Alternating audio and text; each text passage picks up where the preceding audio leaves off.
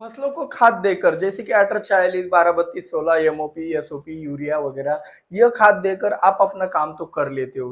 उदाहरण तौर पर आप लिक्विड फर्टिलाइजर भी देते हो जैसे कि 19 19 12 32 16 12 61 52 34 0 60 20 तो माइक्रोन्यूट्रिएंट भी देते हो।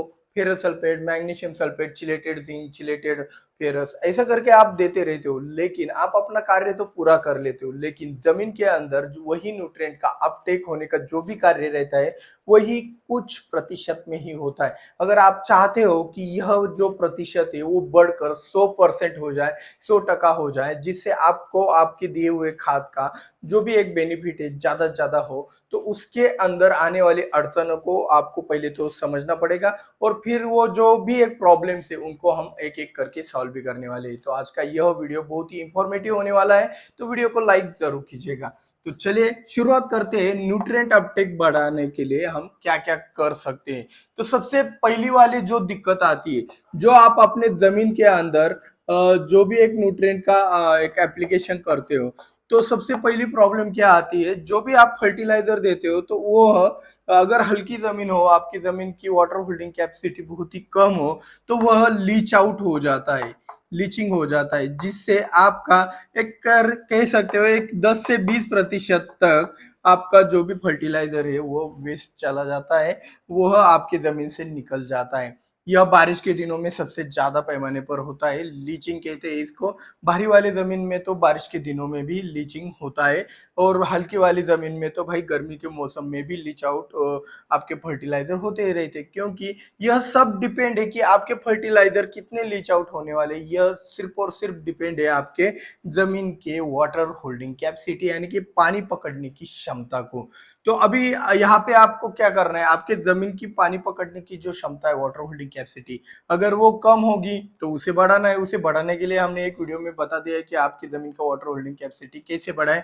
और अगर आप और भी ज्यादा ऑप्शन चाहते हो कि यार इसके ऊपर बहुत बड़ा और लंबा और अच्छा वाला वीडियो बना दो कमेंट कीजिएगा हम आपको बना देंगे अगर जरूरत हुई तो फिलहाल हम विषय पे आते हैं। तो यहाँ पे आपका वाटर होल्डिंग कैपेसिटी आपका ज्यादा नहीं है या फिर बारिश के दिन में भी लीच आउट होता है तो ऐसी सिचुएशन में आपकी ये जो भी फर्टिलाइजर है इनको लीच आउट होने से रोकने के लिए हम क्या कर सकते हैं।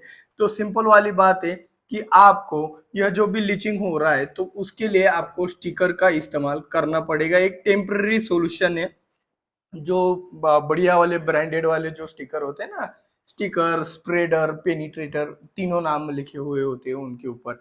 तो उन टाइप के स्टिकर का इस्तेमाल आपको आप वेंचुरे के द्वारा जो भी आप लिक्विड फर्टिलाइजर देते हो तो उसके साथ देना है। तो ये हो गया। और दूसरा एक बात हो गया आप अपने अलग अलग प्रकार के फर्टिलाइजर के साथ गुड़ का यानी कि जैगरी का इस्तेमाल अगर करते रहेंगे गुड़ का इस्तेमाल बारी बारी से करते रहेंगे तो इससे दो फायदे होंगे। आपने न्यूट्रिएंट तो दे दिए उसका लीचिंग भी रोक लिया लेकिन अभी जड़ों का विकास अगर नहीं हुआ वहां पे अगर जड़ी विकसित नहीं होगी तो वो न्यूट्रिएंट अपटेक कहाँ से करेगा।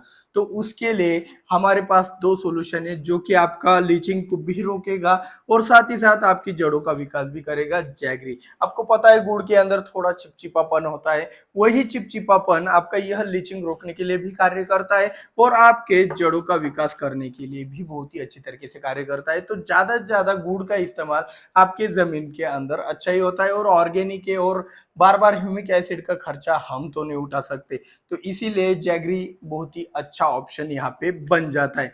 कई बार क्या होता है यहाँ पे एक और तीसरा प्रॉब्लम आ जाता है कि आपने लीचिंग भी रोक लिया जड़ों का विकास भी बहुत अच्छे से कर लिया आपने वापसा कंडीशन भी अच्छे से कर लिया एरिएशन भी आपकी जमीन के अंदर अच्छा है अपने आपका जड़ों का विकास इतना तेजी से हुआ है आपका न्यूट्रिएंट भी वहां पे अवेलेबल है लेकिन फिर भी आपकी फसल न्यूट्रिएंट का अपटेक नहीं दिखा रही है आपकी फसल बढ़ नहीं पा रही तो वहां पे क्या दिक्कत आ सकती है। तो आपके जमीन का पीएच क्या होता है जो अल्कलाइन सॉइल होती है जिस जमीन का पीएच 8 से ऊपर चला जाता है कैल्करस सॉइल होती है ऐसी जमीनों के अंदर आपने एक अनुभव तो लिया ही होगा कि कितना भी न्यूट्रिएंट डाले उसके अंदर अपटेक ही नहीं होता है। तो वो अपटेक बढ़ाने के लिए आपको क्या करना पड़ेगा तो सबसे पहले इसको कम करना पड़ेगा।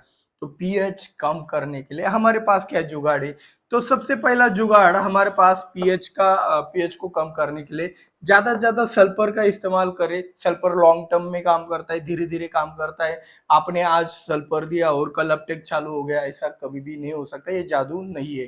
तो सल्फर स्लोली स्लोली काम करता है। तो सल्फर, बेंटोनाइट सल्फर का भी आपके शेड्यूल के अंदर इस्तेमाल होना चाहिए, जिससे आपका जमीन का पीएच कम होकर आपके जड़ों के सहारे आपके जो भी न्यूट्रिएंट वहां पे आपने दिए है उसका अपटेक हो जाए। तो पहला पॉइंट ये होगा।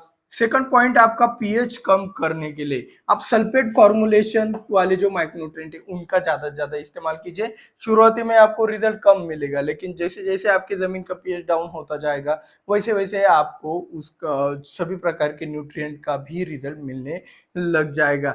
साथ ही साथ तीसरा एक और ऑप्शन हमने बताया है पीएच डाउन करने के लिए। तो पीएच डाउन करने के लिए आपको माइक्रो ऑर्गेनिज्म भी बढ़ा सकते हो आप। माइक्रो ऑर्गेनिज्म बढ़ाने के लिए मतलब क्या है, आपका पीएचबी, केएसबी, ट्राइकोडर्मा, माइकोराइजा भी आप इसमें समावेश कर सकते हो। तो उसको बढ़ाने के लिए आपको सिंपल वाले गुड़ जैसी चीजों का ज्यादा से ज्यादा आपकी जमीन के अंदर इस्तेमाल करोगे, कैलकरस सॉइल के अंदर भी आप करोगे तो आपको ज्यादा से ज्यादा बेनिफिट ही मिलने वाला है। तो इस तरीके से हमने देखा कि आपका जो पौधा है वो न्यूट्रिएंट अपटेक पहले तो क्यों नहीं कर पा रहा था, तो पहले लीच आउट होता था।